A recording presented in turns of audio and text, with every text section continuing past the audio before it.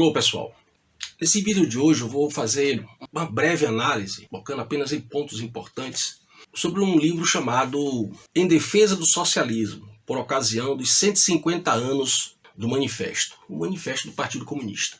Bom, quem é o autor desse livro? O ministro da Economia, Fernando Haddad. A primeira intenção aqui desse vídeo é mostrar a você a importância de estudar. Você vê nas redes sociais, todo mundo agora virou especialista em tudo nas redes sociais. Todo mundo sabe falar de tudo, todo mundo entende tudo, sem ter estudado absolutamente nada. E não só as pessoas comuns que vão ali na rede social dar sua opinião das coisas, não. Os que se apresentam como especialistas, esses aí que são os piores porque terminam formando opinião bastante equivocada. Então fica aquele joguinho, né? Um chama outro de lixo, um chama outro de desgoverno. E as pessoas esquecem que existe um projeto. Né? E aí quando a gente fala que existe um projeto, aí vem aquela turminha. Ah, isso é teoria da conspiração, é teoria do complô. Quer dizer, são os ignorantes que se refugiam nesse conceito exatamente para justificar e permanecer na sua ignorância. Na verdade existe um projeto, existem articulações.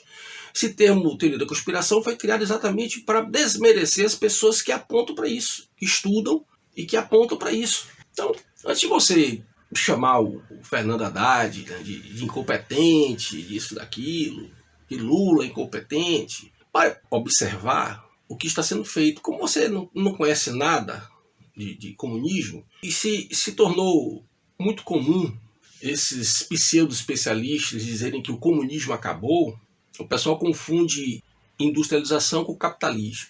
Se fosse assim, a União Soviética não tinha passado por 2 períodos de industrialização, financiados inclusive pelo grupo da família Rockefeller. Porque a China hoje tem uma industrialização, então ela não é mais comunista. E aí fica essa coisa, né? Vamos lá. Então, existe um projeto de comunismo sendo implantado no Brasil há décadas. E nesse livro aqui, eu quero esclarecer esse livro aqui para você ver que antes de você ficar com a sua chacota com o ministro, você devia prestar atenção no que ele está fazendo, no que ele está falando. Tá certo? Bom, até para, se for possível, você se prevenir de alguma forma. Né? Mas vamos lá. Nesse período aqui, quando o Manifesto do Partido Comunista completou 150 anos, né, em 1998, que foi o ano de publicação do livro, ficou muito na moda muitas publicações, né, elogiando o Manifesto do Partido Comunista, no Brasil e no mundo. Aqui no Brasil foi uma chuva, né, de análises, comentários, sempre elogiosos e tal, aquela coisa toda. Mas aí o que acontece? Eu consegui esse livro em PDF, imprimi para poder ler com bastante atenção, fazendo minhas anotações. E é um livro muito denso, como eu disse, né? É um livro que começa fazendo uma análise da obra de Marx, sempre, como ele mesmo diz aqui, né, em defesa do socialismo. E aí ele passa um bom tempo, né, ou seja, muitas páginas do livro, fazendo uma análise e também mostrando algumas transformações pelas quais a obra de Marx e Engels, algumas adaptações que elas foram passando. Há 2 críticas que ele faz aqui, que é uma crítica ao welfare state e a crítica à social-democracia. Essa crítica é velha, ele não está inventando nada. Essa crítica, os partidos comunistas europeus sempre fizeram muita crítica ao Estado do Bem-Estar Social, porque, segundo eles, esse Estado do Bem-Estar Social ele iria alienar o trabalhador iria perder o seu interesse pela luta de classe e se alienar, se entregar, né, ao trabalho. Muito bem. E a crítica que ele faz à social-democracia, que também não é novidade, né? Essa crítica à social-democracia começa com o próprio Lenin, o conflito entre os bolcheviques e os mencheviques, né? Os mencheviques defensores da social-democracia. Bom, ele vai dizer o seguinte, nos dias de hoje, nenhum dos dois, nem o Estado do Bem-Estar Social, nem a social-democracia, são suficientes para se alcançar uma sociedade ideal, que é esse sempre o objetivo de todas essas utopias revolucionárias. E muitas vezes também por parte da tal direita. Né? O conservadorismo também, eu sempre tenho dito, que o conservadorismo também é uma utopia revolucionária. Né? O pessoal não lê, aí fica aí se vangloriando, que é conservador, que tal, né? Mas não sabe que é também uma ideologia revolucionária. Né? Mas vamos lá. Então, como eu disse, ele faz essa análise do trabalho de Marx e Engels, da obra de Marx e Engels, né?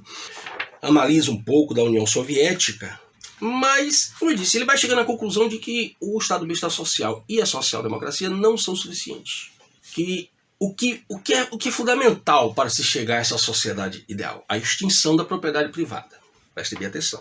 Ele faz um elogio, inclusive, ao modelo de empreendimento cooperativista, ele faz um certo elogio ao cooperativismo, mas que o cooperativismo ainda não é suficiente.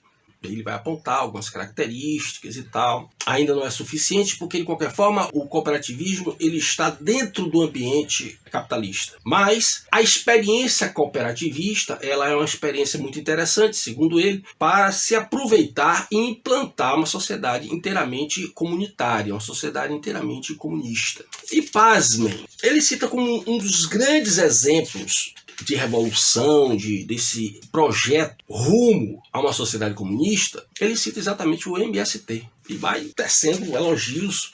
Então veja, não pode existir o Estado do Bem-Estar Social, porque o Estado do Bem-Estar Social terminaria por alimentar o sistema capitalista. Não pode ser a social-democracia, porque ela é muito, digamos assim, para lhe trazer uma ideia, ela é muito suave, ela ainda permite a propriedade privada, ela ainda permite as relações capitalistas, ela ainda permite o lucro, a acumulação de capital. Então o jeito seria exatamente trazer tudo para as mãos do Estado, para o poder do Estado. Aí você vê essa política toda econômica sendo criada aí, de aumento de impostos, tal. O que é que Marx ensina no Manifesto do Partido Comunista? Como destruir a propriedade privada, como destruir a classe média e a propriedade privada. São duas coisas um tanto diferentes, é claro, né?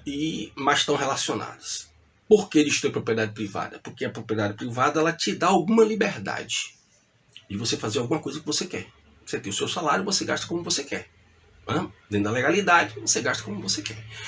E a classe média? Por que há uma fúria tão grande do marxismo contra a classe média? O que eles chamam de classe média, né? que é esse exatamente o que eles chamam de burgueses.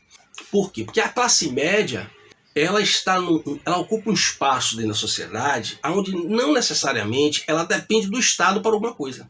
Então vamos lá, a ideia é mais ou menos essa. Essa classe média ela não participa de licitações fraudulentas, do mesmo jeito que essa classe média também não precisa do Vale Gás e do Bolsa Família. Entende? Então essa classe média ela desfruta de uma independência que atrapalha a dialética revolucionária burguesia versus proletariado. Então por isso tem que empobrecer todo mundo, tornar todo mundo mais pobre possível, para que todos passem a depender do Estado e se disponham a lutar contra aquela classe opressora do capitalista, acumulador, explorador, etc. Muito bem. Então o que você está vendo aí não é um desgoverno, é um projeto de governo. Isso que você precisa entender. Abre o olho. Você precisa entender isso. É um projeto de governo. Então, vamos destruir a classe média como Marx e Engels ensinam no Manifesto do Partido Comunista. A classe média, ela atrapalha a luta revolucionária, a implantação da dialética revolucionária.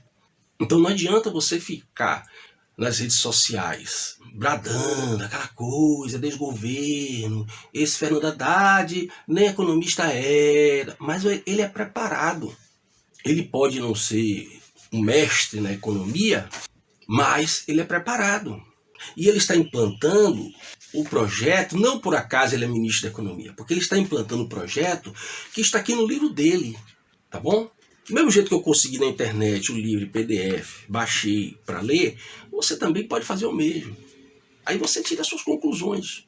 Então você não vai ficar mais nessa de que o cara não sabe o que está fazendo. Ele sabe o que está fazendo, sim. Ele pode não estar fazendo aquilo que você espera que se faça, mas ele sabe o que está fazendo. E não por acaso o Lula coloca ele como ministro da Fazenda. Então, estamos num processo cada vez mais aprofundado de implantação do comunismo no Brasil.